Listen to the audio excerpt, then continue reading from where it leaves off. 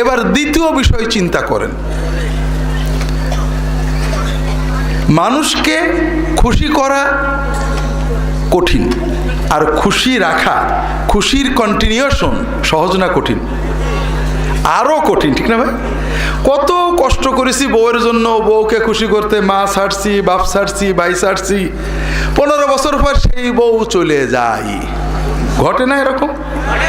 তবে পুরুষেরা তো এই আকাম করে না, না তাও করে।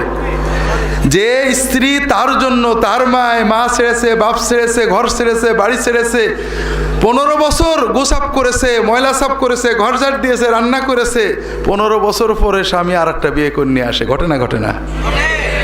তাহলে এরকম বাবা মা ভাই বোন নেতা নেত্রী বন্ধু বান্ধব খুশি রাখা কঠিন, খুশি কন্টিনিউ করা আরো অনেক কঠিন, ঠিক না ভাই? আর আল্লাহ তাআলাকে খুশি রাখা, খুশি করা যত সহজ, খুশি রাখা আরো অনেক বেশি সহজ। কিভাবে? খুব ভালো করে বুঝুন।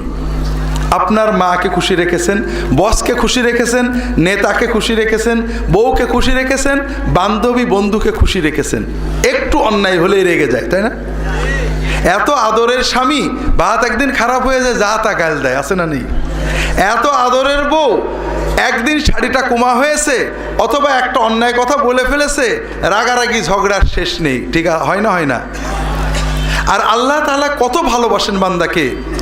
আল্লাহ তাআলা বলছেন, আল্লাহ রসুল সাল্লাল্লাহু আলাইহি ওয়াসাল্লাম বলছেন, ইন্নাল্লাহা ইয়াবসুতু ইয়াদাহু বিল-লাইলি লিয়াতুবা মুসিউন নাহার ওয়া ইয়াবসুতু ইয়াদাহু বিন-নাহার লিয়াতুবা মুসিউল লাইল। আল্লাহ তাআলা বান্দা যখন গুনাহ করে ফেরেশতাদের শিখিয়ে দেন, গুনাহটা সঙ্গে সঙ্গে লেখো না, গুনাহটা সঙ্গে সঙ্গে লেখো না, সারাদিন অপেক্ষা করো, দিনের ভিতরে যদি তওবা করে ওর নামে কোনো গুনাহই লেখো না।